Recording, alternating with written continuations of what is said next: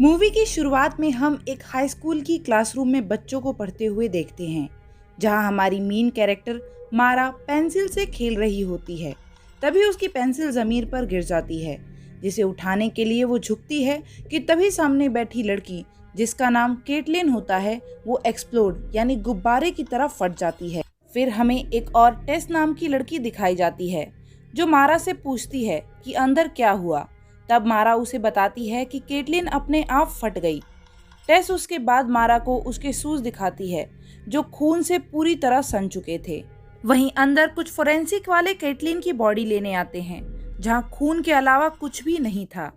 फिर सभी स्टूडेंट्स को पुलिस स्टेशन उनके बयान रिकॉर्ड करने के लिए ले जाया जाता है, जहां एक पुलिस वाला मारा से कुछ सवाल करता है, लेकिन मारा ठीक से जवाब नहीं देती है, जिस पर वो पुलिस वाला बंदा नॉट हेल्पफुल लिखकर उसे दे देता है। उसके बाद सभी स्टूडेंट शावर लेकर पुलिस के दिए हुए यूनिफॉर्म पहनते हैं, जिसके बाद सभी स्टूडेंट्स को एक रूम में बैठा दिया जाता है, जहां सभी केटलिन के बारे में डिस्कस करते हैं।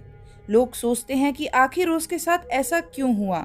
तभी उनमें से एक लड़का बोलता है कि शायद वो एलियन थी, जिस पर कोई भी भरोसा नहीं करता। उसके बाद सभी लोग घर चले जाते हैं। कुछ दिनों बाद स्कूल में केटलिन की शोक सभा रखी जाती है, जिसे अटेंड करने के बाद मारा और उसकी दोस्त ड्रग्स लेने जाते हैं। दरअसल मारा और टेस बचपन से ही दोस्त होते हैं। वो दोनों वहाँ बात कर ही रहे होते हैं कि तभी वहाँ पे उनका एक और क्लासमेट, जिसका नाम डेलन होता है, वो आ जाता है। और कुछ देर मारा से बात करने के बाद उसे पता चलता है कि डेलन उसे पसंद करता है और उसके साथ किसी और के नाम से चैट भी करता है। वो दोनों ही तुरंत दोस्त बन जाते हैं। उसके बाद सीन शिफ्ट होकर स्कूल में जाता है, जहाँ सभी स्टूडेंट किसी फेस्टिवल की तैयारी के लिए हॉल में आते हैं। वहीं मारा डेलन से पूछती है कि मैं तुम्हारी क्रश कब बनी। तब डेलन उसे बताता है कि जब वो फर्स्ट डे क्लास में आया था, उसी वक्त जब टीचर ने मुझे इंट्रोडक्शन के लिए बोला, तभी मेरी नज़र तुम पर पड़ी और तुम मुझे पसंद आ गई, लेकिन बताने की कभी हिम्मत नहीं जुटा पाया। फिर सीन शिफ्ट होकर उन दोनों को सॉकर का गेम देखते हुए दिखाया जाता है।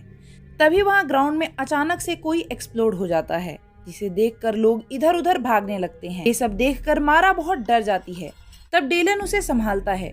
वहीं दूसरी तरफ स्कूल को भी बंद कर दिया जाता है, ताकि जो ह्यूमन एक्सप्लोजन हो रही है उसकी जांच हो सके। मारा घर में पड़े पड़े बोर हो रही थी, इसलिए डेलन उसके लिए एक मिल्क ट्रक लेकर आता है, जिसमें बैठकर दोनों पार्टी में जाते हैं और वहाँ खूब इंजॉय करते हैं। वो दोनों पार्टी से बाहर निकलकर एक दूसरे के साथ वक्त बिताते हैं, जहाँ थोड़ी देर बाद सभी लोग हॉल से चीखते हुए बाहर निकलते हैं। जब वो अंदर जाकर देखते हैं कि क्या हुआ, तब उन्हें पता लगता है कि एक और लड़की ब्लास्ट हो गई है।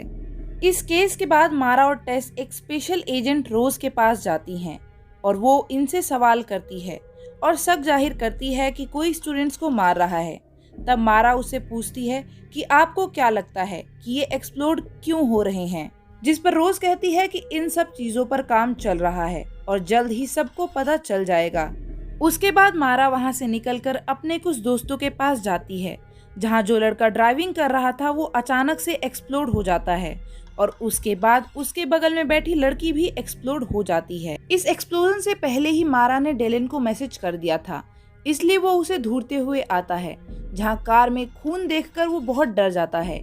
लेकिन पत्थर पर उसे खून का निशान दिखता है, जिसका पीछा करते हुए वो जंगल में जाता है, जहां मारा अपने खून के दाग धो रही थी। वो दोनों एक दूसरे को हक करते हैं और उसके बाद जब वो दोनों बात कर ही रहे होते हैं, तभी उन्हें वहां कुछ प्रोटेक्टिव सूट पहने लोग दिखते हैं, जो उन्हें अपने साथ जबरदस्ती हॉस्पिटल में ले जाते हैं, जहां उसे एक डॉक्टर चेक करती है। फिर उसके बाद सभी स्टूडेंट्स को लाकर इसी जगह क्वारंटीन किया जाता है, जहां डॉक्टर्स उन सभी से कुछ सवाल पूछते हैं, जिसके बाद सभी के सैंपल ले लिए जाते हैं। वो सभी स्टूडेंट्स बहुत परेशान हो गए थे वहां रहते रहते, इसलिए एक मिनिस्टर आकर उन्हें बताता है कि हम पूरी कोशिश कर रहे हैं कि लोग ऐसे ना फटें। अगर आप साथ देंगे तो जल्द ही घर वापस जा पाएंगे। उसकी बात सुनकर स्टूडेंट्स को बहुत गुस्सा आ जाता है और वो गवर्नमेंट के खिलाफ नारे लगाने लगते हैं। लेकिन तभी उनमें से एक लड़का अचानक से ब्लास्ट हो जाता है।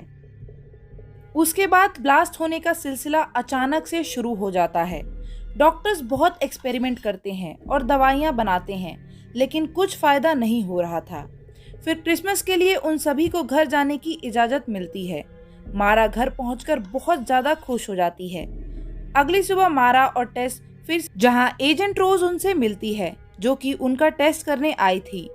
छुट्टी के बाद मारा डेलिन को सरप्राइज देती है, जहां बातों ही बातों में डेलिन उसे प्रपोज कर देता है, जिसे सुनकर मारा इमोशनल हो जाती है। अगले दिन डॉक्टर उन सभी का लेक्चर लेती है और वो एक स्टीव नाम के लड़के को आगे बुलाकर एक एक्सरसाइज बताती है। वो एक्सरसाइज कर ही रहा होता है कि तभी अचानक से वो एक्सप्लोड हो जाता है और उसके बाद स्टूडेंट्स के एक्सप्लोजन का सिलसिला एक बार फिर से शुरू हो जाता है। पूरे स्कूल में भगदड़ मच जाती है और यकीन मानिए ये सीन सबसे ज्यादा खौफनाक था। डेलिन भी मारा को उठाकर बाहर भागता है। स्कूल में चारों तरफ खून ही खून हो जाता है। डेलिन और मारा स्कूल से निकलने में कामयाब होते हैं, लेकिन बदकिस्मती से डेलिन वहीं पे एक्सप्लोड हो जाता है।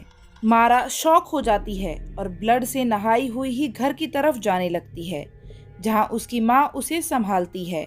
अगली सुबह टेस मारा को बुलाने आती है, लेकिन मारा उसकी एक नहीं सुनती।